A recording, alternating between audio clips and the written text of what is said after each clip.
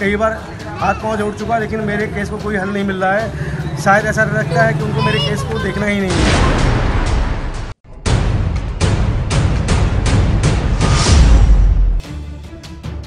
राजधानी दिल्ली के त्रिलोकपुरी इलाके में लाखों रुपए की चोरी की सनसनी वारदात सामने आई है। दिन दहाड़े हुई इस चोरी में दावा किया जा रहा है कि चोर लाखों रुपए के जेवर ले उड़े।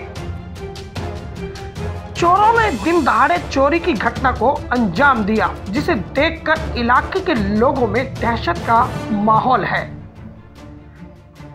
लोगों को यकीन ही नहीं हो रहा कि आखिर कोई दिन के उजाले में इतनी बड़ी वारदात को अंजाम कैसे दे सकता है, और अगर चोर दिन के उजाले में चोरी की वारदात को अंजाम देने में सफल रहते हैं तो पुलिस की सुरक्षा पर सवाल खड़े होना लाजमी है।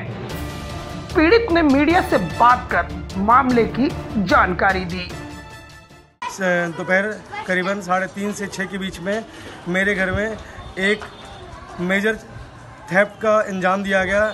ये चोरी नहीं, ये एक डकैती की गई, जिसमें मेरे घर की पिछले 40-50 साल की जो भी लाइफ टाइम कमाई हुई सोना चांदी मेरी पूरी फैमिली का था, पूरा लूट लिया गया और हम बर्बाद हो गए। और उसमें कुछ कैश थे जिससे वो मेरी माँ ने गरीबी के ज़माने से जोड़ के रखे थे, 1-1, 2-2 रुपये। वो पूरा भरा हुआ संदूक लेकर चोर फरार हो गया। मेरा FIR लॉज हुआ। FIR लॉज होने के बाद में मैं पुलिस के थाने के चक्कर काट के थक गया। मैंने उनको एनफ सबूत अब तक दे दिए हैं बहुत सारे, लेकिन पुलिस उन कड़ियों को जोड़ना ही नहीं चाहती है। अगर पुलिस उन कड़ियों को जोड़ ले तो आज मेरा केस तुरंत का हल हो जाए और मेरे सारे जो भी गए हुए सामान है वापस आ जाए और मेरे घर में खुशहाली आ जाए। यही मेरे को दिल्ली पुलिस से दरख्वास्त है और मेरे जल्दी चोरी की इस CCTV फुटेज में आप देख सकते हैं कि इसमें दिखने वाले युवक पर आरोप है कि इसने घटना स्थल की रेकी की। आप देख सकते हैं कि चारों तरफ नजरें दौड़ाता हुआ ये युवक इस बात को सुनिश्चित करता नजर आ रहा है कि सब कुछ ठीक ठाक है।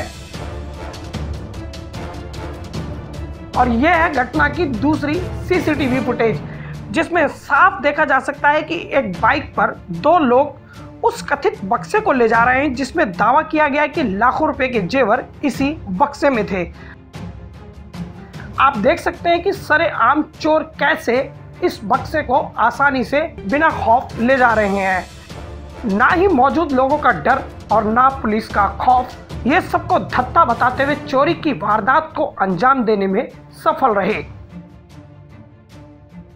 मैं क्या कहते हैं अपने घर से आई थी तो ये जिसके नाम से कंप्लेन हुआ है उसके कजन मुझे गाली दे रहे हैं, मतलब डायरेक्टली नहीं इनडायरेक्टली गाली दे रहे हैं कि अपने घर में रख लेते हैं और दूसरों का नाम लगा देते हैं। आते जाते गाली दे रहे थे तो मैंने इनके घर पे भी कहा, मैंने थाने पे भी कहा कि मुझे गाली दे रहे हैं, तो कह रहे नहीं कोई गाली नहीं देगा, कुछ नहीं होगा। इसलिए मैं अपने घर से यहाँ आ नहीं रही हूँ, मैं अपने घर पे ही हूँ। होते हुए फिर बाहर निकली, देखी वो पेटी लेके जा रहा है और पुलिस वाले के सामने भी यही बोली थी। फिर उसका भाई घर में था, हम लोग गए थे, मैं भी गई थी उसके साथ। तो उसका भाई जब पुलिस वाले नीचे उतर आए, फिर लड़की पुलिस वाले के सामने भी रो रही थी, फिर मेरे सामने रो रही थी। मैंने कहा बेटा कुछ नहीं होगा, रो मत। फिर उसका भाई घर में से निकल के कह रहा है, बीमार था, कह रहा है इसको तो कुछ नहीं होगा, लेकिन मेरे लिए तो खतरा हो गया, अब उसका बेटा मुझे तो मारेगा ना। अगर पीड़ित परिवार की बात मानी जाए तो पुलिस का रवैया अपने आप में सवालों के घेरे को खड़ा करता नजर आता है।